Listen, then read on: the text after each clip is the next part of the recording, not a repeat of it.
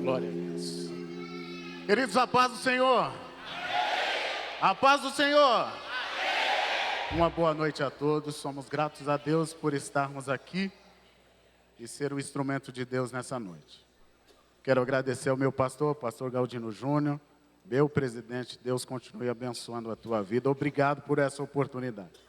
Pastor William, pastor Marcelo Cerqueira, pastor Gerson, pastor Renato, muito obrigado. Fazem parte da diretoria do ministério. Eu sei que tudo que o senhor faz é dentro da concordância com os seus líderes. Cadê o povo de Parelheiros? Meu povo de Parelheiros estão aí, Vasco. Sou grato a Deus pela vida desse povo. São bênção na minha vida. Cada líder, cada pastor, pastores, presidente de campo, líderes, sou grato a Deus pela vida de cada um de vocês que estão aqui, estão acompanhando esse propósito. Amigos que mandaram mensagem, me abraçaram e falaram assim: Deus vai te usar. E eu creio que Deus vai me usar, porque aqui o lugar é para que Deus faça o que Ele quer. Quem comanda aqui é Deus. Se Ele quiser falar, Ele fala. Se Ele não quiser falar, Ele não fala. Se Ele quiser manifestar da glória dEle, Ele manifesta, porque Ele é o trono da bênção. Glória a Deus. Queridos, abram as suas Bíblias no Evangelho de Jesus Cristo, segundo Lucas escreveu, capítulo de número 5. Glória a Deus.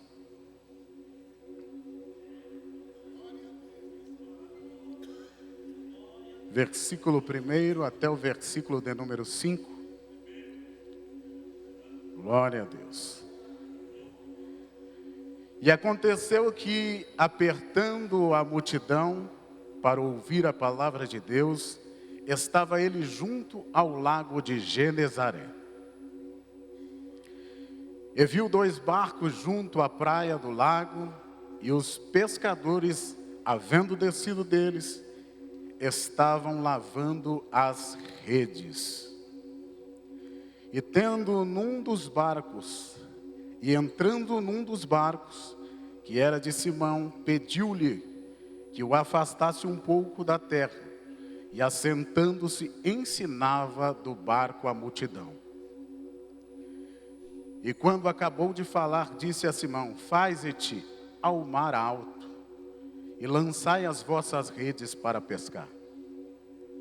E respondeu Simão, disse-lhe: mestre, havendo trabalhado toda a noite, nada apanhamos, mas sobre as suas palavras lançarei a rede. Glória a Deus. Podem tomar os vossos assentos, queridos.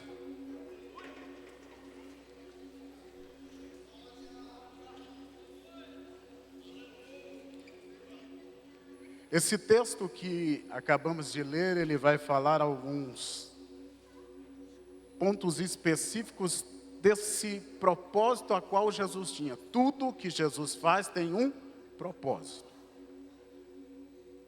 Jesus, ele ensinava a multidão porque ele estava propagando o seu plano maior, que era o Evangelho do Reino. Jesus faz a pesca maravilhosa para demonstrar para aqueles a qual ele militaria em seu exército, para que eles entendessem o que é provisão e poder de Deus. E Jesus, além de tudo, ao chamar os seus discípulos, ele dava um sentido novo para a vida deles. Esse plano de Cristo, que é controverso para as pessoas da sua época, demonstra algo improvável. Pedro, André, João e Tiago eram pessoas comuns, pessoas igual eu e você, pessoas que passam dificuldades, problemas, têm seus anseios, E mediante todas as dificuldades de sua vida, tem as suas formalidades, tem o seu modo de agir. Pedro, ele era um homem inconstante. André era tímido. Tiago e João eram conhecidos como filhos do trovão, homens explosivos, de personalidade forte. Jesus Cristo chama-os para um plano de salvação. E esse plano de salvação se desata na vida do ser humano de uma forma a qual Cristo não nos milita pelo potencial que nós temos. Jesus Cristo não te chamou pelo seu potencial. Jesus Cristo não te chamou pelo seu nível de conhecimento. Jesus Cristo te chamou por aquilo que você vai ser a partir do momento que Ele entrar na sua vida. Jesus Cristo te chamou porque através do que Ele manifestará na sua vida, o sobrenatural dEle se desatará tanto para você quanto para a tua família. Só que quando nós analisamos esse texto, nós vamos ver aqui um ponto a qual leva a vida daqueles homens de uma forma a qual eles entram num sentido e num sentimento de frustração. A frustração na vida do cristão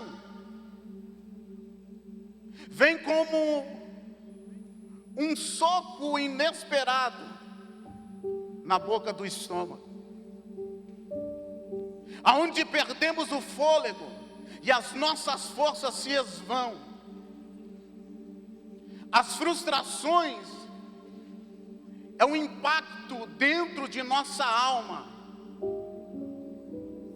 que nos dá o sentimento da depressão profunda. A frustração nos limita dentro da nossa capacidade, porque nós, quando temos conhecimento de causa, como Pedro e seus amigos tinham naquele exato momento, o lago de Genezaré, ou o mar da Galileia, com sua extensão de 23 quilômetros de largura e 14 de comprimento, eles conheciam ponta a ponta daquele rio, daquele lago. E no capítulo de número 4, Cristo já conhecia quem era Pedro, porque ele vai à casa de Pedro e cura a sua sogra. Dentro dos contos judaicos dizem que Cristo passou até mesmo a noite inteira curando e fazendo milagres extraordinários. Antes dele ir para a praia, antes dele se demonstrar para a multidão, porque o princípio a qual Cristo foi chamado era propagar o evangelho do reino. E o evangelho do reino precisava ser anunciado, e Cristo já conhecia quem era Pedro. Só que dentro das frustrações de Pedro, dentro das frustrações de André, Tiago e João, você já acordou de manhã e não ter o alimento para aprovisionar a sua casa?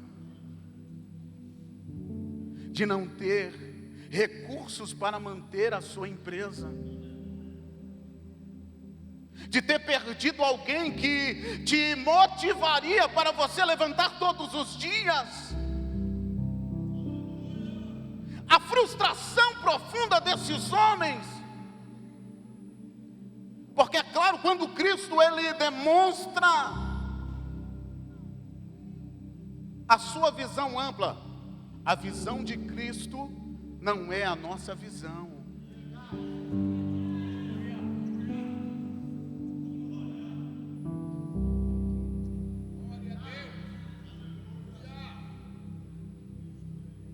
A tristeza, quando invade a alma do ser humano, leva ele a enxergar só o problema ele não consegue enxergar a solução.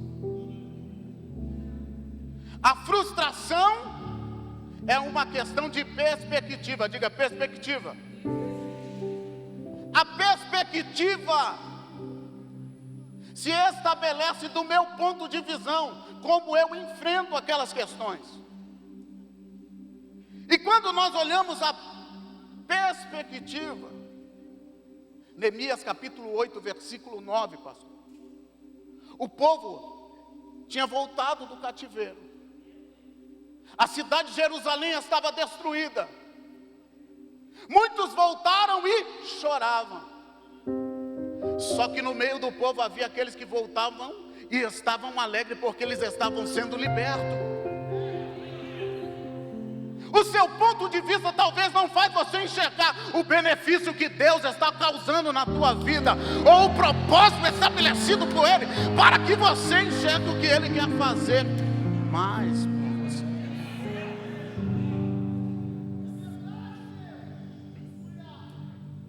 E o desespero nos leva a enxergar de tal forma turva.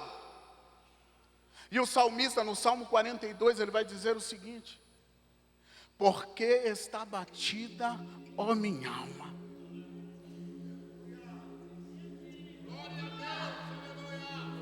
Espera em Deus.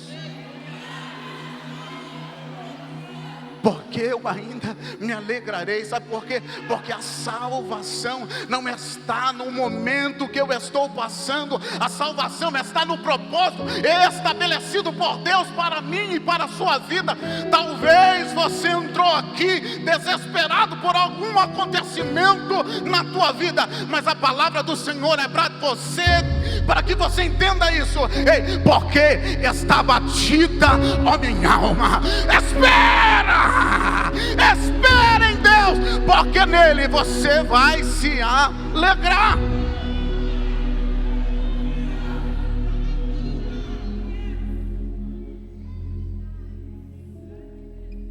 Se a frustração ela é um ponto dentro de uma perspectiva, nós precisamos encontrar o ponto de motivação para que nós não ficamos frustrados com as situações. Só que a igreja, ela virou um ponto de encontro, pastor. A igreja virou um ponto de entretenimento, aonde nós sentamos e fazemos um checklist, se o louvor foi bom, se a palavra foi boa. Aí aquele jovem subiu aqui com 1 mês de crente, e ele falando: eu quero só a presença de Deus.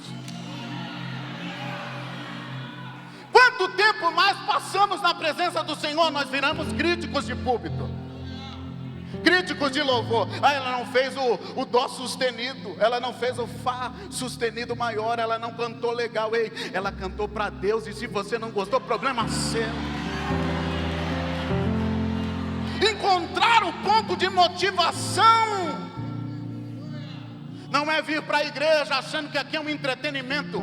Aqui é um quartel-general, onde existem comandos lançados para a tua vida, para que você viva dentro da plenitude do poder que Deus quer realizar sobre a sua igreja.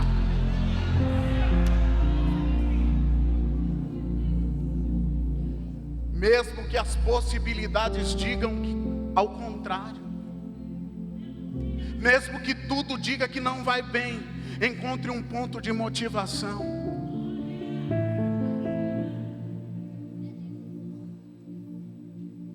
Jó 42, versículo 2. Você conhece a história de Jó? Ele tinha todos os motivos de sua vida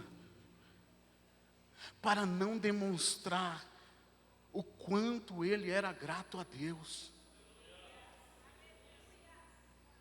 Mas no versículo 2 do capítulo 42, ele entende uma coisa: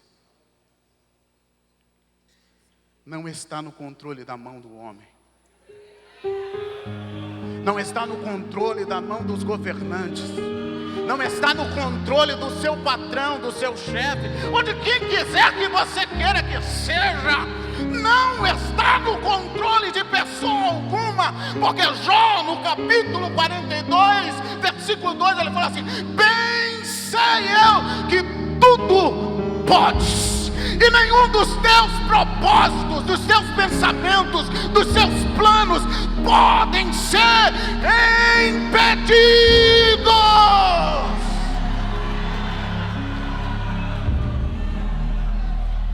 Estabelece um ponto de contato isso aqui, porque é fácil eu falar que eu dependo de Deus quando o meu bolso está cheio. É fácil eu falar que eu dependo de Deus quando o meu emprego me satisfaz e o meu chefe não enche o meu saco. É fácil quando a igreja está lotada e nós conseguimos honrar todas as contas, mas quando o negócio está apertado,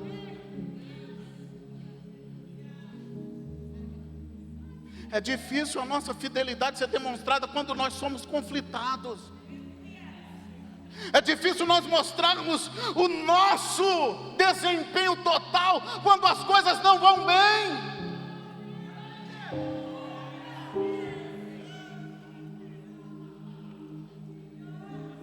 Qual é o teu ponto de motivação? Porque eu nunca vi aqui falar assim que ele vai receber uma chave. Você não vai receber chave nenhuma não, meu irmão. Vai trabalhar, Deus vai te abençoar, você vai receber uma chave. Você não vai receber carro não, vai trabalhar. Ah, pastor, as pessoas encontram o ponto de motivação delas querendo medir o sucesso de outra pessoa com ela. Entenda uma coisa, e isso vai servir para a sua vida inteira. A régua que mede a vida do pastor Marcelo, do pastor Galdinho, do pastor William, do pastor Renato, do pastor Jéssica, do pastor Roberto, da pastora Kelly, do pastor Madeira, não é a mesma régua que vai medir a sua vida, porque cada pessoa, Deus tem um particular, tem. Cada vida é tratada de uma forma. Não depende da sua vontade, depende do que Ele quer desatar sobre a sua vida. Depende do que Ele quer te levantar. Às vezes, pastor, as pessoas, quando o Senhor me chamou para ser presidente de campo, teve pessoa que falou assim: quanto que você pagou lá? Não.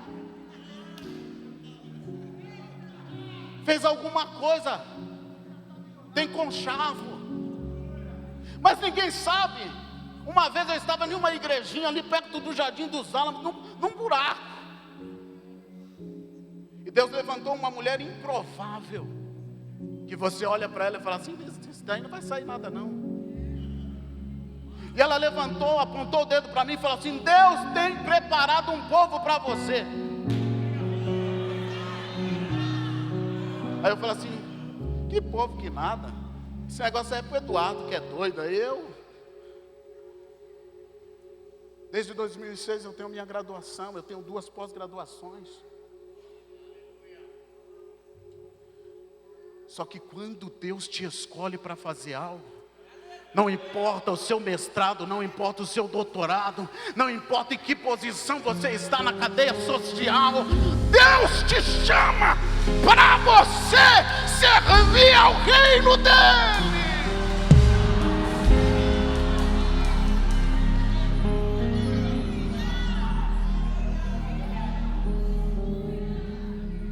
Porque quem te chamou te conhece. Quem te escolheu sabe as suas estruturas.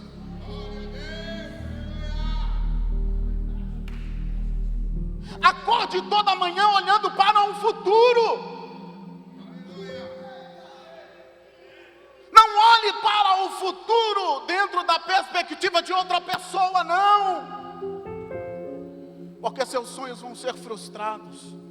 Quando eu quero sonhar o sonho de outra pessoa, eu me frustro, eu me decepciono.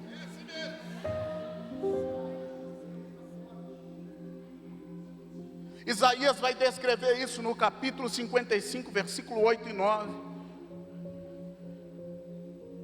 Porque meus pensamentos não são os vossos pensamentos, nem os vossos caminhos são os meus caminhos, diz o Senhor.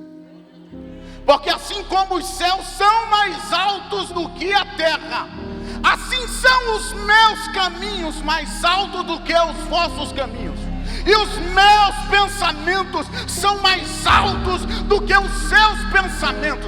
Deixa Deus pensar por você. Ande no caminho que Deus quer que você ande, e você viverá a promessa de Deus, viverá os propósitos de Deus, viverá aquilo que Deus quer realizar através do poder da palavra dele. Porque a palavra de Deus tem poder para ressuscitar, tem poder para curar, tem poder para abrir portas que estão fechadas, tem poder para ir lá, entrar e arrancar aquele que está fora da presença, para que ele entre na presença dele. Esse é o Deus que nós servimos. Não é um Deus fundamentado em pensamentos humanos. Eu aprendi isso aí esses dias atrás. A teologia sistemática quer sistematizar Deus, subdividindo doutrina do pecado, doutrina do Espírito Santo, doutrina de Cristo, doutrina da salvação.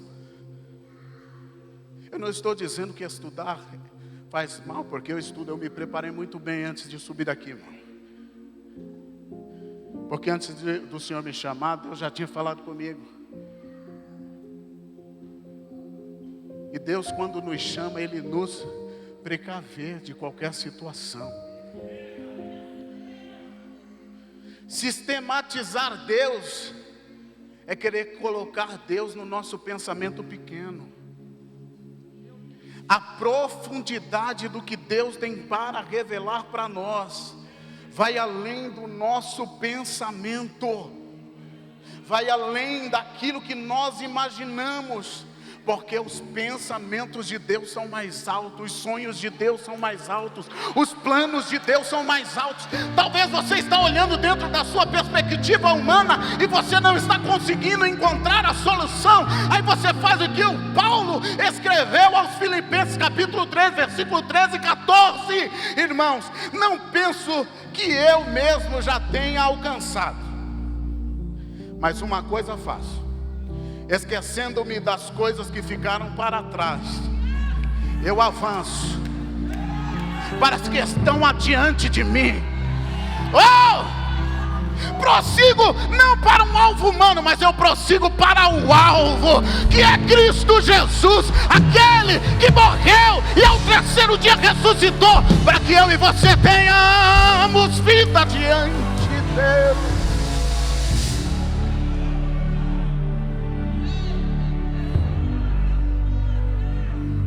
Prossiga para o alvo, meu irmão. Só que tem um monte de gente colocando o seu alvo errado, pastor.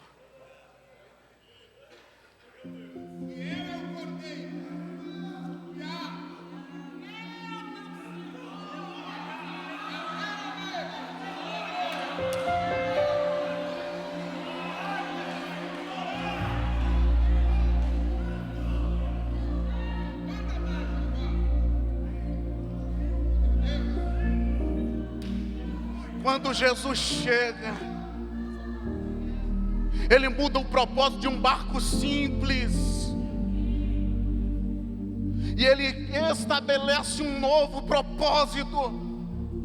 Quando Jesus chega e entra na vida de alguém, Ele muda o propósito e o sentido daquela vida.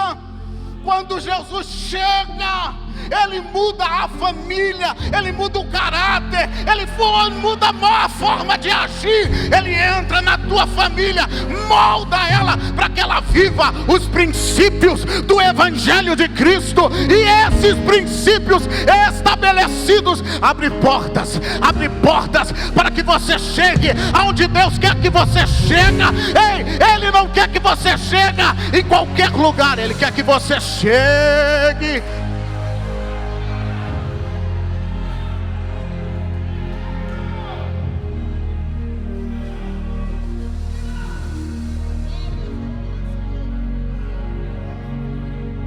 Fala para alguém que está do seu lado assim: Deus quer que você chegue num lugar eterno. Pode ficar melhor. Deus quer que você chegue no lugar eterno. Agora você pergunta para Ele: que lugar eterno é esse? Aquilo que Jesus olhou seus discípulos e disse assim: ó, eu vou lhes preparar um lugar. Oh! Eu vou vos preparar um lugar.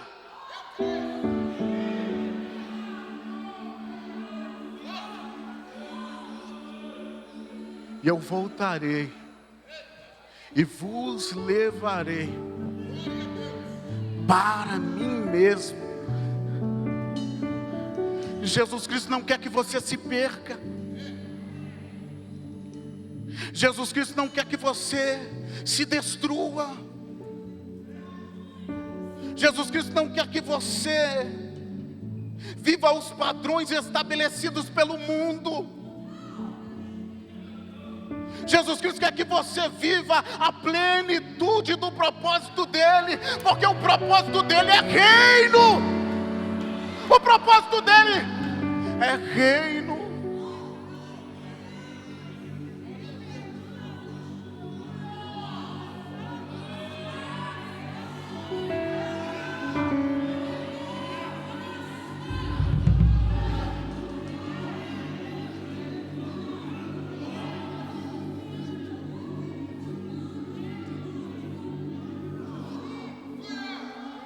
Deus quer que você obedeça, diga obediência.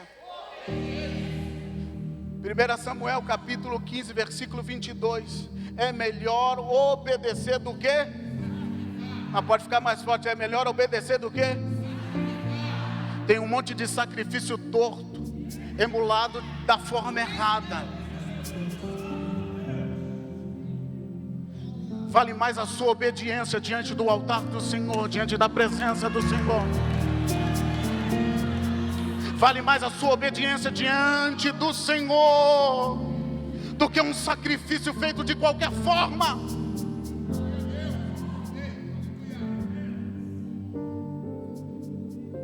Se nós entendermos o propósito de Deus, nós viveremos os princípios estabelecidos por Ele sobre as nossas vidas.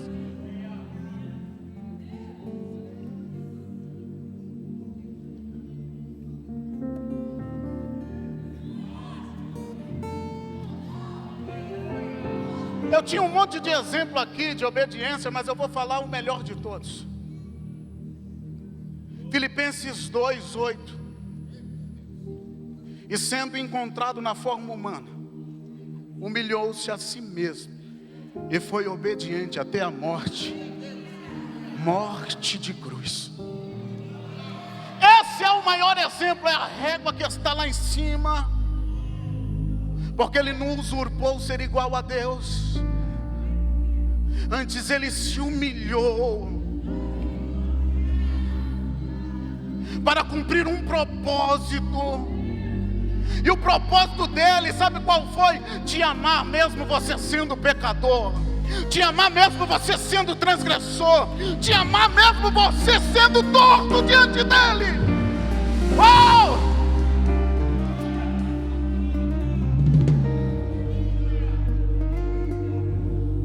João capítulo 14, versículo 21. Obedecer é a maior prova do amor que podemos dar ao Senhor. Quem tem os meus mandamentos e o obedece, esse é o que me ama. Aquele que me ama será amado por meu Pai, e eu também amarei ele. Só que aí tem um mistério. Quem obedece, ele se revela. Sabe o que é se revelar? É demonstrar o seu propósito maior. Talvez você entrou aqui, você está fazendo essa campanha, esse propósito, e Cristo ainda não se apresentou para você.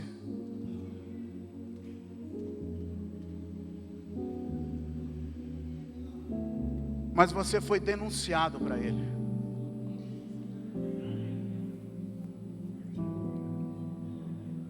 Jesus sabe quem você é.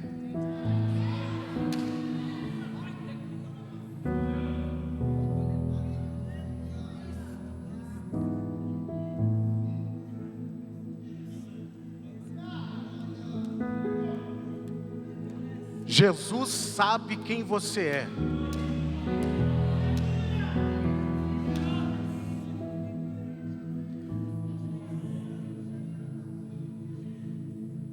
Salmo 139 diz que Ele nos conhece e nos sonda. E eu não vou ler, esse é um salmo que eu amo ele. Mas nós vamos ficar só nessa parte aqui. Se Ele nos conhece, Ele nos sonda. Ele te enxerga quando ninguém está te vendo. Ele te vê quando o pastor não te vê, quando a tua esposa não te vê, quando os teus amigos não te vê.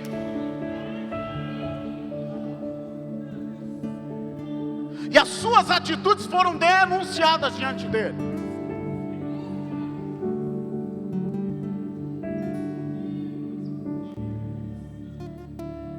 Porque a pergunta que não quer calar nesse capítulo de número 5, sabe qual é? Por que Jesus foi no barco de Pedro? Tinha N barcos lá, e diz a história, dentro do contexto secundário daquela época, que era em torno de 4.000 embarcações que tinha ali. Não tinha só 2 barcos na praia não. Lucas enfatiza dentro do prospecto do que Deus queria falar. Mas tinha muitos barcos lá. Só que Deus conhecia quem era Pedro. Ele já tinha sido denunciado. Pedro é chamado também de Simão o Zelote. Você sabe o que os zelotes faziam? Seria para nós hoje como de extrema esquerda. Ele lutava a mão armada e matava em nome de Deus.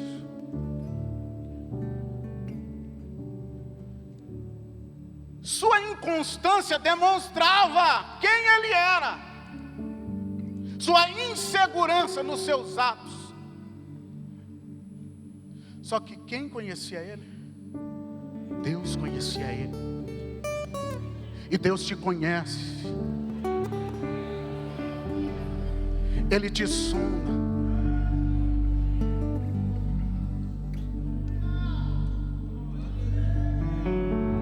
E o mais impressionante, sabe o que é? É que a porta de entrada para o reino é o arrependimento.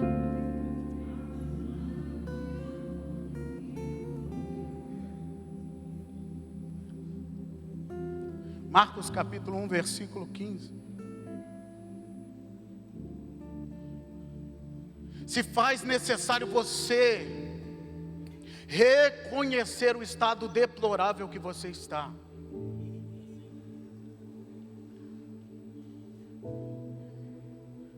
A roupa que você está vestindo, a forma que você fala, sair no manto,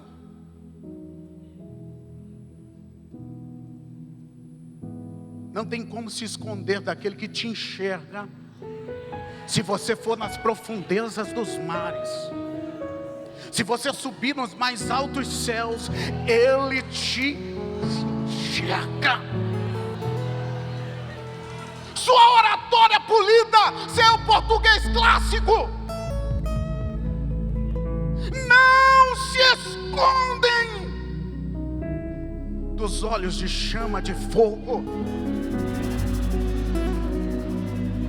Eu posso parecer bonito na frente do pastor,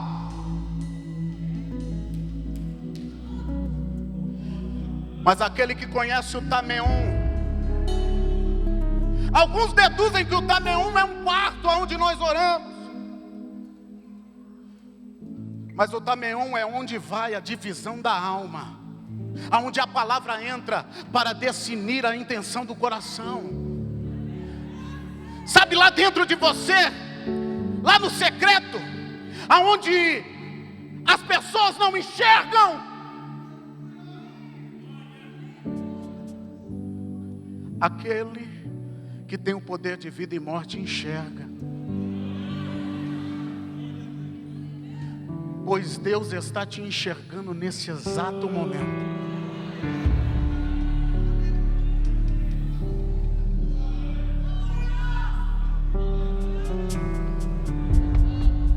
O pecado original destitui o homem da glória de Deus, da plenitude da presença, do relacionamento.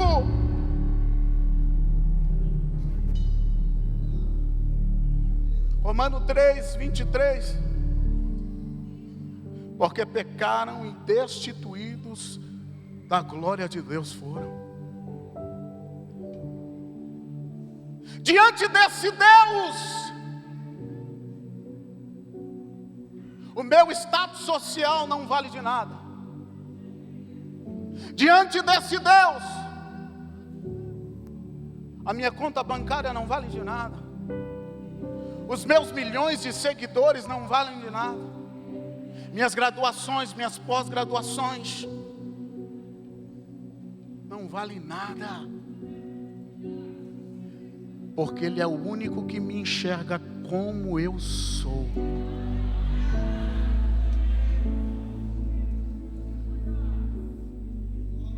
Infelizmente, em muitos lugares, pastor, tem sido uma mensagem antropocêntrica, onde o homem é o centro de tudo, porque são mantenedores da obra.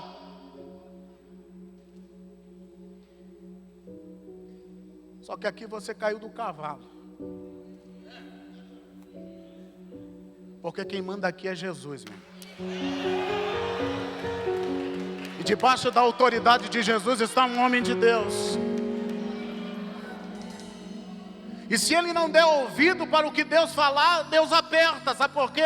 Porque quando Deus tem compromisso para realizar algo, Deus aperta os parafusos para que as coisas comecem a andar no caminho que traz a verdade.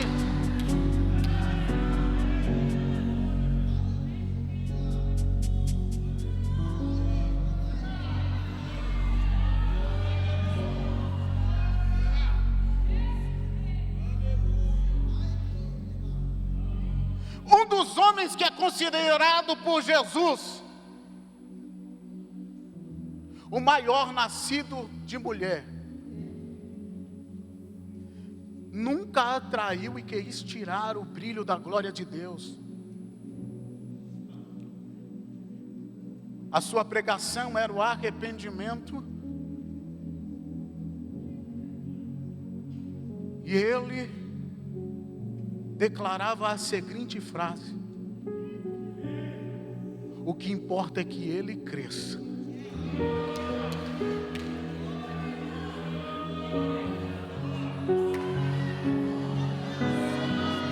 Os holofotes não são para você.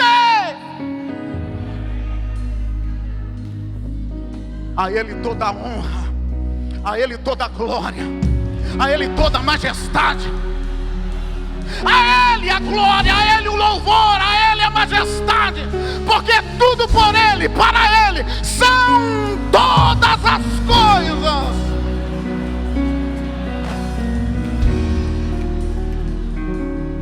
Para o reino ser manifesto, tem que ter arrependimento e novo nascimento.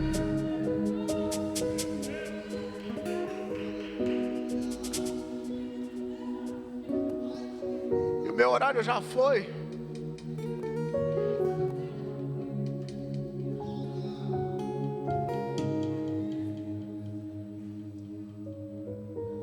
sem arrependimento e sem novo nascimento não entra no reino.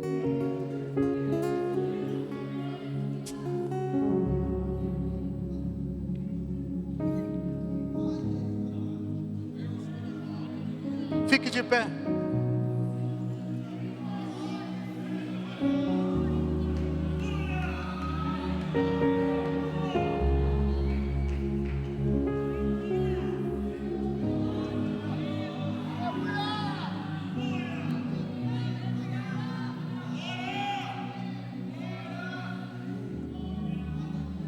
Capítulo 6 de Mateus, versículo 10. Se cumpre hoje o que Cristo, reunido com seus discípulos, ensinando eles a orar, declara sobre eles, dizendo: que o teu reino venha, e que seja feita a tua vontade, não a minha, não a tua, não a de ninguém, mas seja feita a vontade daquele que vive e reina. Que nós possamos orar essa noite dizendo: venha o teu reino, venha o teu reino, venha o teu reino, venha o teu reino, venha o teu reino, venha o teu reino.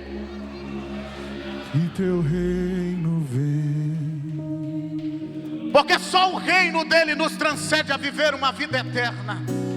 nossa fé está no nosso Deus, que reina nos céus. Ele está na casa, meu. Reino vem, nossa fé está no nosso Deus, que se abra o céu, que o teu reino vem,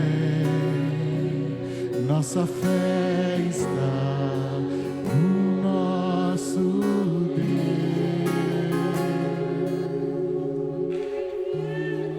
Tem alguém essa noite que, ao ouvir essa mensagem, entendeu que precisa de Cristo? Cadê você? Jesus quer mudar a tua história. Ele quer entrar na tua vida. Ele quer estabelecer o reino dele sobre a tua vida. Outrora você estava na presença do Senhor e você saiu dessa presença. O Senhor te chama hoje. Deus te chama hoje, pode vir. O Deus que te conhece, o Deus que te sonda, o Deus que sabe quem você é.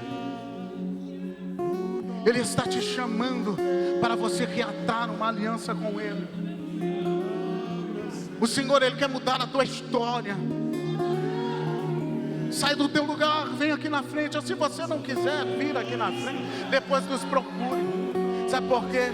Porque Deus quer operar o milagre dele sobre a tua vida. E eu agradeço a minha oportunidade em nome de Jesus.